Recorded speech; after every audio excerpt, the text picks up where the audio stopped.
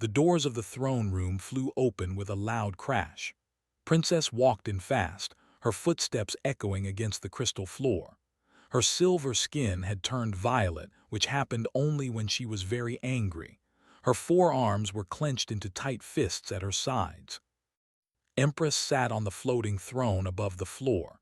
She did not move. She did not show any surprise. She had been waiting for this moment since the announcement was made 3 hours ago. Mother said, her voice shaking with anger, "Tell me this is a joke. Tell me the council made a mistake." The Empress looked at her daughter with calm, ancient eyes. She had ruled the empire for over 800 years. She had seen wars. She had seen plagues. She had buried 2 husbands and watched stars die. An angry daughter was nothing new. "There is no mistake," said simply. "The arrangement has been made. You will marry the human." Stopped walking. For a moment she could not speak. She had hoped somehow that this was all wrong, that someone had made an error, but now, looking at her mother's face, she knew the truth. "A human," she repeated the word like it tasted bad in her mouth. "You promised me to a human." "I did." "Why?" Threw her arms wide. "Of all the species in the galaxy, why them? They are nothing. They are weak. They break if you push them too hard. They die if the air is too cold or too hot. They cannot even breathe underwater." And there she laughed bitterly. "They live for what? 80 years, 100 if they are lucky. I will still be young when he turns to dust." Raised one hand and a holographic image appeared in the air between them. It showed a young human male. He had dark hair and dark eyes. His skin was a warm brown color, smooth and soft-looking. He wore simple clothes, not armor or royal robes. He was smiling slightly, like he knew a secret joke. "His name is," the Empress said. "He is 28 years old. He is the son of Admiral Park, the most famous military commander in human space." Studied the image with disgust. The human looked so ordinary, so plain. He had only 2 arms, only 2 eyes, no telepathic glands on his forehead, no protective scales, no poison glands, nothing that made him special or powerful. "He looks like prey," said coldly. "Something a hunting beast would eat for breakfast." "Many have thought the same about humans," replied. "Most of them are dead now." Looked at her mother sharply. "What do you mean?" The Empress waved her hand, and the image changed. Now it showed a star map of the galaxy. A large red area covered almost a third of the map. "The Collective," said. "For 300 years they have been eating our empire piece by piece. We have lost 47 colony worlds. We have lost 200 billion citizens. Our fleet is at 1/5 of its former strength." Knew all this. Every child learned about the war with the. It was the great shame of their generation. "We are losing," the Empress continued. "Slowly but certainly. In another 100 years there will be no empire that will consume everything we have built." "Then we fight harder," said. "We build more ships, we train more soldiers." "With what resources? With what people?" Shook her head slowly. "We are tired, daughter. Our people are tired. We have been fighting for 3 centuries. We have nothing left to give." She waved her hand again, and a new area appeared on the map. It was blue, and it sat in a corner of the galaxy that used to be empty. 200 years ago, humanity discovered faster-than-light travel. They entered the galactic community. They were weak, primitive, and everyone ignored them. The Empress paused. "That was a mistake." The blue area on the map began to grow, slowly at first, then faster and faster. "In 200 years they have built the largest military force in known space. Their ships are not the most advanced. Their weapons are not the most powerful, but they have more of them than anyone else. And their soldiers," the Empress's voice became strange, almost respectful. "Their soldiers do not know when to stop fighting." Frowned. "What does that mean?" "It means they are insane," smiled slightly. "In the most useful way possible. When the hegemony tried to enslave Earth 50 years ago, the humans fought back. They had better technology, better ships, better everything. The war should have lasted a week." "How long did it last?" 3 years, at the end of it, there was no more hegemony. The humans destroyed them completely. Not just their military, their entire civilization. Every colony, every space station, every ship. The Empress let the words hang in the air. They are now a refugee species, scattered across a dozen worlds, begging other empires for shelter. Felt something cold move through her chest. It might have been fear. The collective has been advancing steadily for 3 centuries, continued. But 6 months ago, humanity announced they were considering joining our alliance. They stopped advancing immediately. They have not moved since. They are afraid, whispered. They are terrified. The Empress stood up from her throne and floated down to stand before her daughter. The humans are not like us. They do not think like us. They do not fight like us. When they love completely. When they hate completely. There is no middle ground with them. And when they decide something is theirs to protect, she reached out and touched his face with one gentle hand. They will burn down the galaxy before they let it be taken. Pulled away, so I am to be a sacrifice, a payment for their protection. You are to be a bridge, corrected. This marriage will tie our empires together. Their soldiers will fight for us because you will be one of them. I will never be one of them. Perhaps not.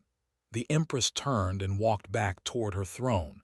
You will go to Earth next week. You will meet this. You will spend 1 month with him. After that, if you still wish to refuse the marriage, I will not force you. Blinked in surprise. You will let me choose. Looked over her shoulder with an expression could not read. I do not think I will need to force you, daughter. Once you understand what humans really are, you will make the right choice on your own. And what are they really? The Empress sat back on her throne and closed her eyes. Go to Earth, find out for yourself. Stood alone in the throne room for a long time after her mother stopped speaking. She looked at the holographic image of the human called. He was still smiling that small, secret smile. She hated him already. But somewhere deep in her chest, beneath the anger and the pride, something else stirred. Something that felt almost like curiosity. What kind of species could make thee afraid? She would go to Earth. She would meet this human, and she would find out exactly what made them so dangerous. Then she would find a way to escape this marriage. That was her plan. She did not know yet how wrong she would turn out to be. The human ship was ugly. That was the first thing noticed when she transferred from her royal cruiser. Ships were beautiful, all curves and flowing lines, designed to look like swimming creatures from their home ocean. Human ships looked like they had been built by someone who cared only about function. Sharp angles, thick armor, weapons sticking out everywhere. But they were clean, and they were efficient. And when her escort ships had tried to scan the human vessel, they had found layers of defensive systems that made even her captain nervous. These humans, her captain had whispered to her, they build everything like they expect to be attacked at any moment. Had said nothing, but she remembered those words as the ship entered Earth's atmosphere. She had expected a primitive world. The humans were young, after all, only 200 years in space. Her people had been traveling between stars for 12,000 years. Surely Earth would be crude, simple, undeveloped. She was wrong. The city of Seoul spread out below her like a garden of lights and glass. Towers reached toward the sky, their surfaces covered in living plants. Flying vehicles moved through the air in perfect patterns, never crashing, never slowing. In the distance, she could see vast forests and mountains, preserved and protected despite the massive population. They kept their nature, she said quietly, surprised. Her assistant, a young named, nodded. The humans nearly destroyed their world once, princess. They spent 2 centuries fixing it. Now they protect it very carefully. A species that can learn from mistakes, murmured. Interesting. The ship landed at Seoul Spaceport, a massive structure that welcomed vessels from dozens of worlds. Saw species she recognized, traders, diplomats, even a few observers standing far from everyone else. But mostly she saw humans. Hundreds of them, moving through the spaceport, talking, laughing, living their short lives with apparent joy. She stepped off the ship with her guards around her. The air smelled strange, full of unfamiliar scents, foods cooking somewhere nearby, flowers blooming in the decorative gardens. It was overwhelming to her sensitive nose.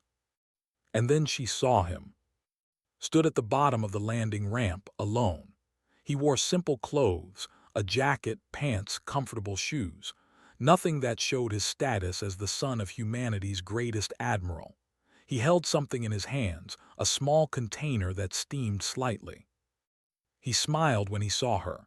It was the same smile from the holographic image, warm, open, completely unafraid. "Princess," he said, bowing slightly, "welcome to Earth. I brought you something to eat. It is a little spicy, but I thought you might like to try real Korean food on your first day." Stared at him. Her guards had tensed, expecting some kind of formal ceremony. A speech, a parade, something grand and important. Instead, this human stood there with street food in his hands, acting like she was just a normal visitor. "You are my future husband," she said, her voice cold, "and you greet me with snacks." Smile did not fade. "Would you prefer a long, boring ceremony? I can arrange one if you want. But I thought after a long space journey, you might just be hungry." He held out the container. The food inside looked like thick rice tubes covered in red sauce. It smelled strange but not unpleasant. "Did not take it. I was told you are a scientist." "A botanist," confirmed. "I study plants." A plant scientist. Looked at her guards, who seemed just as confused as she was. "The humans send me a gardener as a husband." "I prefer the term resurrection specialist," said cheerfully. "I bring extinct species back to life. Would you like to see my greenhouse? It is my favorite place on Earth." Wanted to refuse. She wanted to demand to meet his mother, the famous admiral. She wanted to be treated with the respect her position deserved. But something in his eyes stopped her. He was not being disrespectful. He was simply being himself, honest, genuine.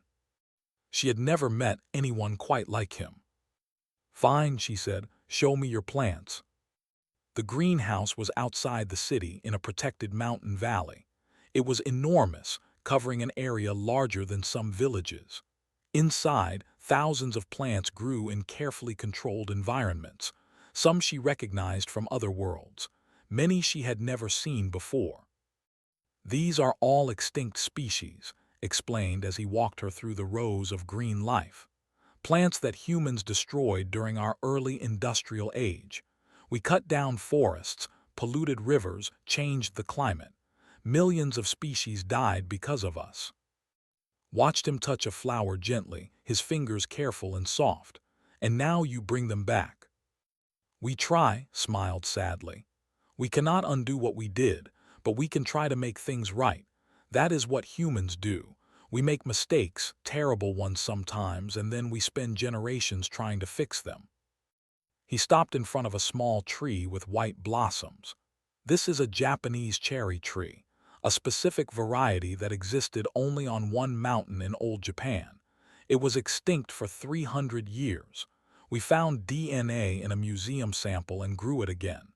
Next spring, people will be able to see it bloom for the first time in centuries." Found herself oddly moved by this. They did not think about extinct species. When something died, it was gone. That was the natural way of things. But humans refused to accept death as final. "You are strange creatures," she said. "Very strange," agreed. "Would you like to plant something?" He handed her a small pot with a tiny seedling inside. Took it without thinking. The plant was delicate, just a stem with two small leaves. "What is it?" "A lotus. It grows in water and mud, but it blooms with beautiful flowers. It is a symbol of hope in many human cultures. The idea that something pure can come from something dirty." Stared at the seedling. "Why are you giving this to me?" "Because I want you to have something alive from Earth." His voice was gentle. "I know you do not want to be here. I know this marriage was not your choice. It was not my choice either. But since we are stuck together, at least for the next month, I thought we might as well try to be friends." "Friends?" almost laughed. "You are to be my husband." "Friends first," said firmly. "Everything else can wait." Over the following weeks, showed her more of Earth. He took her to ancient temples where humans had gods for thousands of years. He took her to busy markets where people argued over prices and laughed at jokes she did not understand. He took her to concerts where humans made music that somehow reached into her chest and made her heart ache. And everywhere they went, noticed something strange. Other species moved aside when humans walked past. The traders, so proud and aggressive on other worlds, lowered their eyes when human soldiers walked by. The diplomats, famous for their arrogance, spoke to humans with careful respect. Even the observers, those terrifying creatures that had conquered half the galaxy, kept their distance from the humans in the spaceport. "Why do they fear you?" finally asked one evening. They were sitting on a hillside watching the sun set over the city.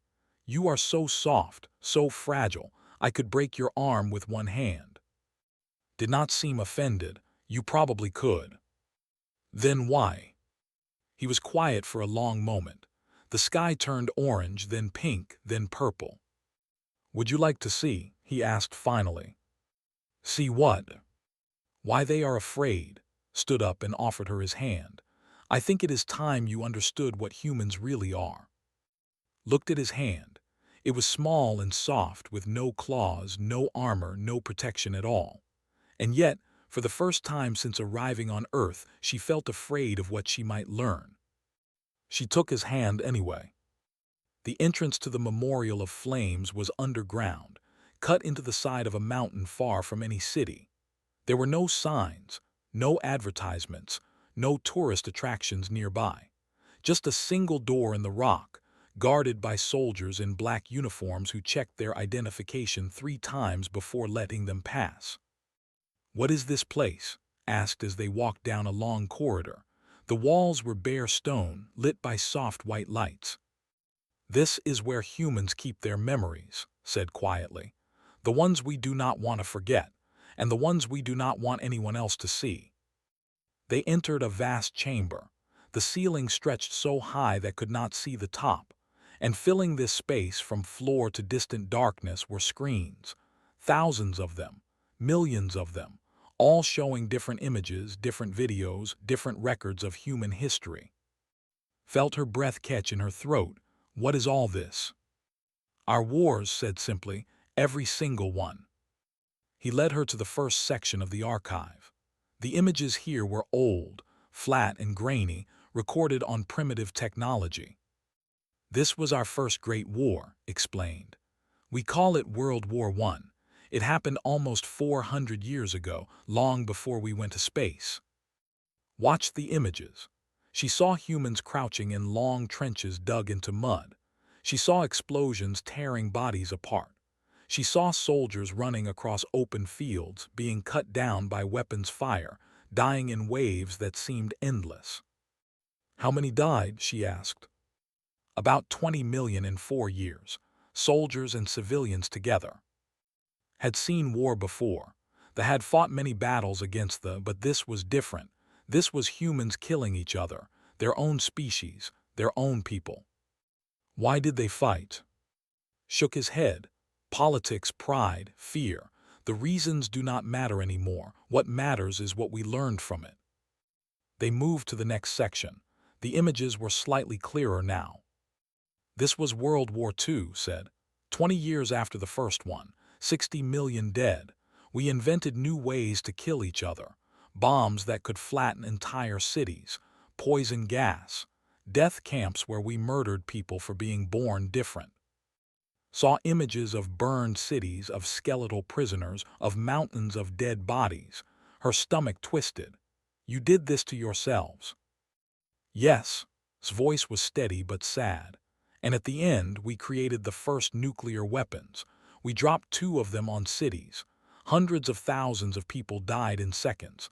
Many more died slowly afterward from poison in their blood." He showed her the footage of the explosions, had seen weapons that could destroy cities before, that had plenty of those. But something about these images was different.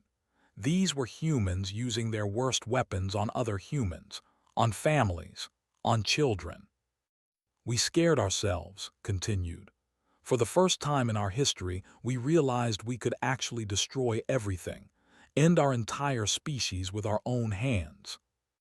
But you did not stop fighting, said. No, we fought smaller wars for centuries. Millions more died. We kept inventing better weapons, faster ships, more efficient ways to kill. Paused. But we also kept learning, kept growing, kept remembering. They walked through section after section of the archive, saw humans fighting in jungles, in deserts, in frozen mountains, in the vacuum of space. She saw acts of terrible cruelty and acts of unbelievable courage. She saw soldiers giving their lives to save others. She saw entire civilizations rising and falling. Finally, they reached a newer section.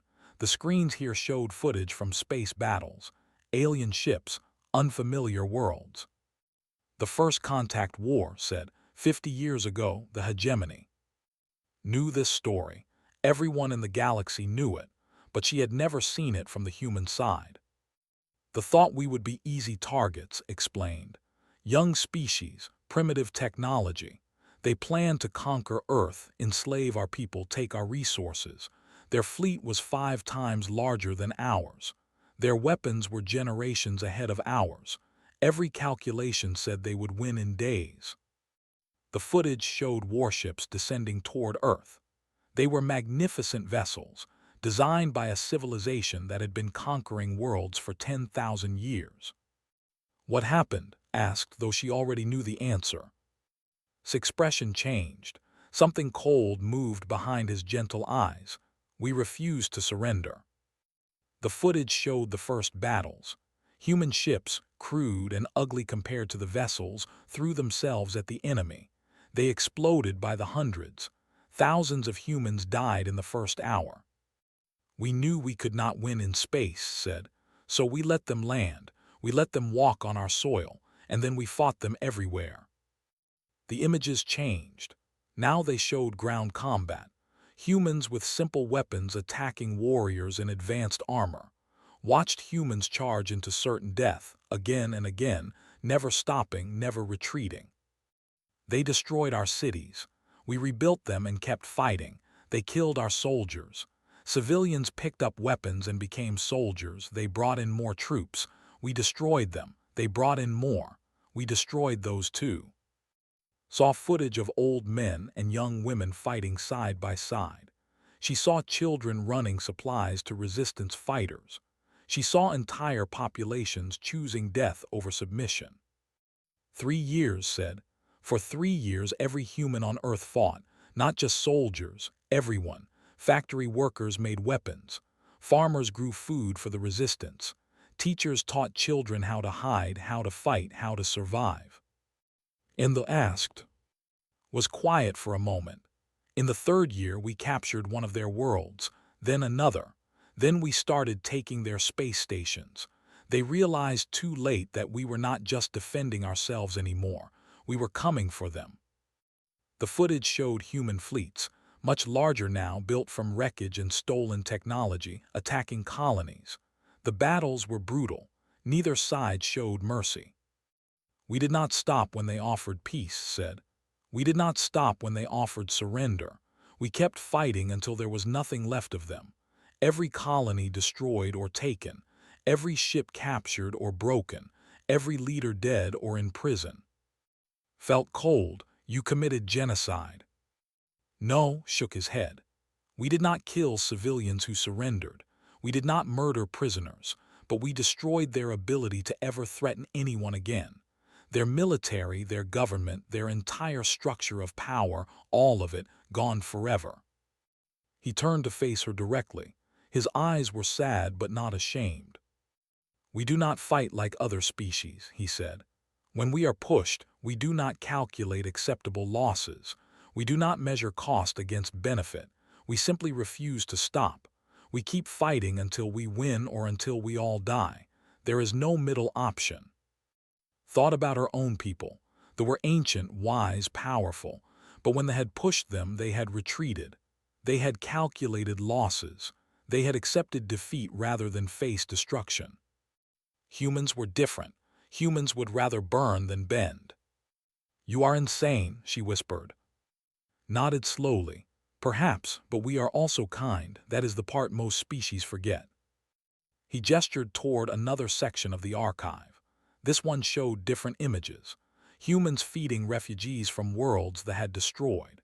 Human doctors healing aliens wounded in wars that had nothing to do with Earth. Human ships carrying supplies to colonies struck by natural disasters. "We help others," said. "We protect those who cannot protect themselves. We build alliances not just for power but because we genuinely care about other species surviving. We are complicated. We can be monsters, but we can also be the best friends anyone could have." Looked at all the screens around her. The wars, the kindness, the destruction and the creation, the fury and the gentleness. She finally understood why they were afraid. It was not because humans were strong. They had faced strong enemies before. It was because humans were unpredictable, dangerous, capable of anything. And once they decided to protect something, nothing in the galaxy could make them stop. "My mother said you would share your hope with us," said quietly. Smiled. It was a sad smile, full of old pain and hard-won wisdom. "We will," he said. "But hope is not free. It comes with everything else we are, the good and the bad. Are you ready for that?" Did not answer immediately. She was still not sure. But for the first time, she began to think that marrying a human might not be a punishment. It might be an opportunity. The diplomatic summit was held in the Grand Hall of the United Coalition, a massive building made of glass and steel that stood in the center of New Geneva. Leaders from 30 different species had gathered to discuss the proposed alliance between the Empire and humanity. It was the most important political event in a generation. Stood at the main platform, dressed in the formal robes of a princess. Her silver skin gleamed under the lights. Her 4 arms were positioned perfectly, showing respect and dignity. Behind her stood representatives from her mother's court, along with human diplomats and military officers. Was somewhere in the crowd below. He had insisted on attending, even though his role was not official. He wanted to support her, he said. She had pretended to be annoyed by this, but secretly she was grateful. Over the past 3 weeks, something had changed between them. She still thought he was strange.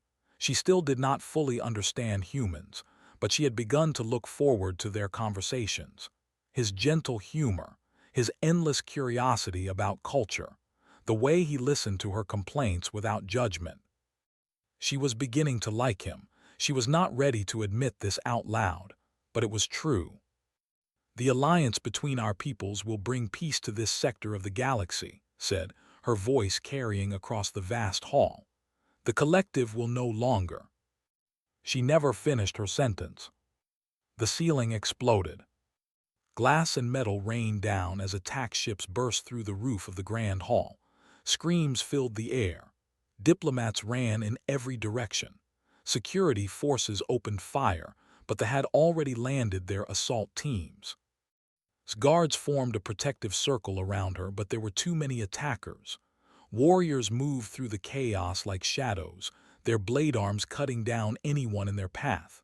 They were fast, precise, and utterly without mercy. "They are after the princess," one of her guards shouted. "Get her to the extraction point." But there was no extraction point anymore. They had blocked all the exits. This was a planned assassination, carefully designed to kill and destroy the alliance before it could be finalized. Fought back with her training. She grabbed a fallen guard's weapon and fired at the nearest warrior. The energy bolt hit its armor but barely slowed it down. These were elite soldiers, the best the collective had. They had been sent specifically for her. The commander appeared from the smoke. It was tall, nearly 3 meters, with 4 blade arms that dripped with blood. Its face was a mass of sensors and armored plates. It looked at with cold, calculating eyes. "The princess," it said in a mechanical voice. "Your empire is already dead. This alliance changes nothing. The collective will consume all that you have built. But first you will die, and the humans will learn that protecting aliens only brings pain." Raised her weapon, but she knew it was useless. This creature had killed hundreds of her people. It would kill her too. She was not fast enough, not strong enough. Then someone stepped between them. Yep. He had no weapon, no armor, no protection of any kind. He was wearing the same simple clothes he always wore. There was dirt under his fingernails from working in his greenhouse that morning.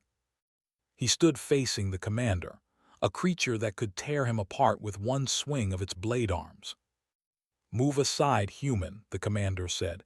"This is not your concern." "Did not move. She is going to be my wife. That makes her my concern." The commander made a sound that might have been laughter. "You would die for this alien. She is not even your species. She is nothing to you." "She is everything to me." His heart stopped. She wanted to grab him, to pull him away, to scream at him to run. But she could not move. She could only watch as this soft, fragile human stood against death itself. "Foolish," the commander said. "Your species is truly insane." "Yes," agreed. "We are, and that is why you should be afraid." The commander moved. But so did. He did not fight. He could not fight. He simply threw himself backward, knocking to the ground as the blade arm swept through the space where her head had been. Then he grabbed a piece of broken metal from the floor and jammed it into the gap in the commander's armor. It was not a killing blow, but it was enough to make the creature stumble, and that gave them 1 second, just one. "Tho." The voice came from across the hall. Admiral Park had arrived with a strike team of human soldiers. They wore heavy combat armor and carried weapons that glowed with contained fury. The battle that followed was unlike anything had ever seen. Human soldiers moved like they had no fear of death. They charged at warriors twice their size, taking wounds that should have been fatal, and kept fighting anyway. One soldier lost an arm to a blade strike and continued shooting with her remaining hand. Another tackled a warrior off a platform, falling 3 stories to ensure the creature died. Admiral Park herself led the charge toward her son. She was over 60 years old, but she fought like someone half her age. Her movements were precise, deadly, and absolutely without hesitation. The commander turned to face this new threat, but it was too late. The human soldiers had surrounded it. Admiral Park put 3 shots directly through its armor. It collapsed, twitching, and did not rise again. But the damage was done. Lay on the ground, blood spreading beneath him. A plasma bolt had caught him in the chest while he was shielding. His eyes were open, but they were not focused. "No," dropped to her knees beside him. "No, no, no." She pressed all 4 of her hands against the wound, trying to stop the bleeding, but there was so much of it. Human blood was red, bright red, and it was everywhere. "Medical team." Admiral Park's voice was sharp, controlled, but could hear the fear beneath it. "Get a medical team here now." His eyes found his face. He smiled weakly, that same gentle smile he always wore. "See, told you we are soft."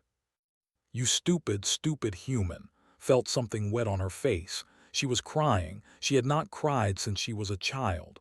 "Why did you do that? You could have died. You should have died." "Probably." His voice was getting weaker. "Worth it, though." Medical tiny machines in her blood that could heal wounds began flowing from her hands into his chest. It was dangerous. She was not sure if it could work on human bodies. They might save him or they might kill him. She did it anyway. "Stay awake," she ordered him. "Do you hear me? You do not get to die. You have not shown me all your plants yet. You promised to take me to see the cherry tree bloom. You promised." He laughed weakly. "Bossy." "Yes, I am your princess. You have to obey me." "Not yet." His eyes were closing. "You have not said yes yet." The medical team arrived. Human doctors surrounded them, working with quick, efficient movements. Admiral Park stood nearby, her face a mask of control that could not quite hide the terror of a mother watching her son bleed. Did not let go of his hand, not as they loaded him onto a stretcher, not as they rushed him to the medical bay, not even when the doctors told her she needed to step aside. "He is mine," she said. Her voice was strange, fierce, possessive in a way she did not recognize. "He is mine, and you will save him." The doctors looked at Admiral Park. The Admiral nodded once. Stayed. Hours passed. The surgery took forever. Learned that the plasma bolt had damaged his heart, his lung, his spine. The doctors said the only reason he was still alive was because of the she had put into him. They were repairing damage that should have been fatal. Her blood was keeping him alive. When it was finally over, when the doctors said he would survive, sat beside his bed and held his hand. He was still unconscious, but his breathing was steady. His heartbeat was strong. He would live. Admiral Park came to stand beside her. The famous admiral, the terror of the most dangerous human commander in the galaxy. She looked down at her son with soft eyes. "Thank you," she said quietly, for staying." Did not look up. "He saved my life. I owed him." "Is that the only reason?" Was quiet for a long moment. "No," she finally admitted, "it is not." Admiral Park smiled. It was the same smile always wore, realized suddenly where he had gotten it. "He told me about you," the Admiral said. "He told me you were proud and stubborn and difficult. He said you made him work for every conversation, for every smile, for every small moment of connection. Your son talks too much." "Yes, he always has." The Admiral's smile widened. "He also said you were worth it, every bit of difficulty, every challenge. He said you were exactly what humanity needed, someone who would not let us forget that we are not the center of the universe, someone who would push back when we went too far." Finally looked up. "I almost got him killed." "No," Admiral Park shook her head firmly. "The almost killed him. You are not responsible for the evil that others do." She reached out and touched his shoulder with surprising gentleness. "You are responsible for what happens next, for how you choose to respond." Looked back at sleeping face. He looked peaceful, vulnerable, completely without defenses. She understood now why he was not afraid to be soft. It was because he knew absolutely and completely that there were people who would protect him. His mother, his soldiers, his entire species. And now maybe her. "He is an idiot," said. "Yes," Admiral Park agreed. "He has no survival instincts at all. None whatsoever. I am going to marry him anyway." Admiral Park smiled again. "I hoped you would say that." Woke up 3 days after the attack. His first words were to ask if was safe. His second words were to ask about his plants. The doctors told him his greenhouse had been damaged in a secondary explosion, but nothing was destroyed beyond saving. "Good," he said weakly. "The cherry tree cannot bloom without me." Who had barely left his bedside for 3 days wanted to shake him. Instead, she held his hand and told him to shut up and rest. He smiled at her, that stupid, gentle, infuriating smile, and closed his eyes. He recovered slowly. Human bodies were fragile things, and even with helping, the damage had been severe. For weeks, he could not walk more than a few steps. For months, he needed help with simple tasks. Was there for all of it. She told herself she was just repaying a debt. He had saved her life. She owed him, that was all. But everyone could see the truth. The way she watched over him. The way she brought him food from the diplomatic kitchens, forcing him to try alien dishes. The way she read to him from human books when he was too tired to read himself. The way her silver face lit up whenever he said something that made her laugh. Empress visited Earth once during recovery. She met with her daughter alone in the gardens of the Coalition headquarters. "You have changed," the Empress said, her 4 arms folded thoughtfully. I have learned, replied. What have you learned? Was quiet for a long moment.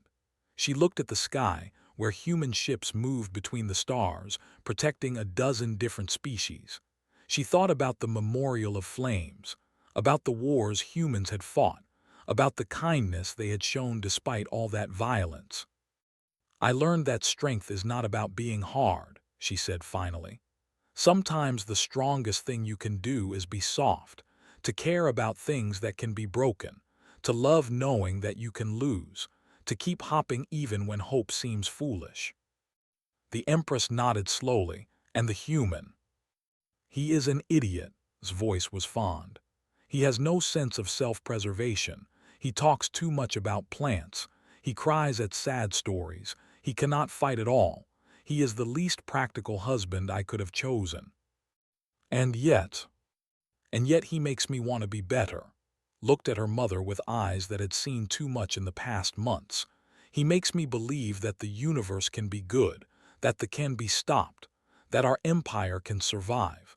When I am with him, I do not feel afraid. Empress reached out and touched her daughter's face. Then he is exactly what I hoped he would be. You realized, you knew what would happen. I hoped, the Empress smiled. I knew that humans had something special, something our people lost long ago in our centuries of war. I hoped that being with one would help you find it again. What is it? Stubborn joy, smile widened. The ability to be happy despite everything, to celebrate life while knowing that death is always close. Humans burn briefly, but they burn so bright, and they share that brightness with everyone around them. The wedding was held 6 months after the attack. It was the largest diplomatic event in galactic history. Representatives from 37 species attended. They sent their chief diplomat. They sent their high council. Even some of the smaller species, the ones usually ignored by the great powers, sent observers. Everyone wanted to see the princess who had chosen a human. The ceremony combined in human traditions, wore flowing robes of silver and blue, the colors of her family, wore a simple suit, as was the Korean custom, with a flower from his greenhouse pinned to his chest. It was a lotus blossom, the same species she had planted on her first day on Earth. The vows were spoken in both languages, promises of eternity and unity, human promises of love and loyalty. When slipped a ring onto his finger, a small circle of platinum with a diamond that reflected silver light, the crowd cheered. But the loudest cheers came from the human section. Soldiers, scientists, ordinary citizens. They shouted and clapped and celebrated as if it was one of their own. Because in a way she was now. After the ceremony, during the celebration, Empress approached, and the couple stood together, 4 hands holding two, looking out at the gathered species. You have done something remarkable, the Empress said, both of you. Bowed respectfully. I have done nothing, Your Majesty. I just fell in love with your daughter. Do not underestimate that. His voice was serious. Love is the most powerful force in the universe. It can build empires and tear them down. It can end wars and start them. What you have built here, this union of our peoples, it will change everything. For better, asked. That depends on what you do with it. The Empress looked at them both. The collective will not stop their campaign because of one wedding. They will come again. They will try to destroy this alliance. Then we will stop them, said simply. You are one man, a gardener, as my daughter often reminds me. I am one man, agreed. But I am not alone. I have my family, I have humanity, he smiled. They have numbers, they have technology, they have centuries of conquest behind them, but we have something they cannot match. What? Hope's voice was quiet but firm. We carry it like a weapon, we share it like a gift, and now we will share it with everyone who stands against the darkness. They do not understand hope, they cannot fight it, and that is why in the end they will lose. Empress looked at him for a long moment. Then she laughed, a real laugh, something she had not done in centuries. I see why my daughter chose you, human. You are insane. I prefer optimistic. It is the same thing. The celebration continued late into the night. Danced with, her 4 arms wrapped around his two. She met his friends, his family, his colleagues from the Botanical Research Center. She ate human food and drank human drinks and laughed at human jokes that she only half understood. And somewhere in the middle of it all, she realized she was happy. Not content, not satisfied, not merely accepting of her situation. Happy. She loved this strange, soft, stubborn human. She loved his kindness and his foolish bravery. She loved the way he looked at the world like it was full of wonderful secrets waiting to be discovered. She loved that he made her feel like she could be better than she was. Later, when the guests had finally departed and they were alone on the balcony of their new home, asked him a question. Do you really believe we will win? Against all of it? Was quiet for a moment.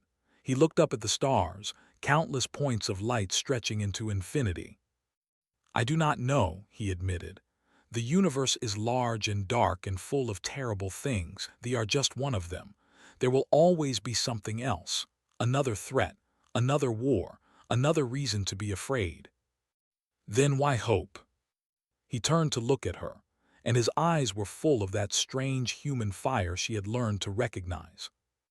Because what is the alternative? Give up, accept defeat, let fear rule our lives, he shook his head. Humans tried that. For centuries we let our worst instincts guide us. War, hatred, destruction. And you know what we learned? What? That despair is easy, hope is hard, but only hope leads anywhere worth going. He reached out and took her hand. I do not know if we will win, but I know we will try, we will fight, we will protect what we love. And as long as we do that, as long as we keep trying, the darkness cannot win. Not really, not forever. Squeezed his hand. Her silver skin was warm against his. You humans really are insane, she said. Yes, he smiled, but now you are one of us. She laughed, and for the first time in her long life, she believed that everything might actually turn out okay. In the years that followed and became legends, their alliance between the Empire and humanity grew into something larger, a coalition of species standing together against the threat. The war was long and terrible, but they found that they could not break this new union. Every time they pushed, they were pushed back harder. And at the heart of it all was a simple truth that learned from a human gardener. Hope is not just a feeling, it is a choice, a decision to keep believing that tomorrow can be better than today. And when enough people make that choice together, when they share their hope with each other like a gift, there is nothing in the universe that can stop them. The galaxy still tells stories about the Silver Princess and her human husband, about how she came to Earth expecting to find weakness and found strength instead, about how he stood against death itself to protect her, about how their love changed the course of history. But most of all, they tell the proverb that spread from world to world in the decades after the wedding. If you must have an enemy, let it be anyone but a human. But if you must have a friend, pray it is one of them. Heard that proverb once, years later, spoken by a child who did not know who she was. She smiled and said nothing. But in her heart she agreed.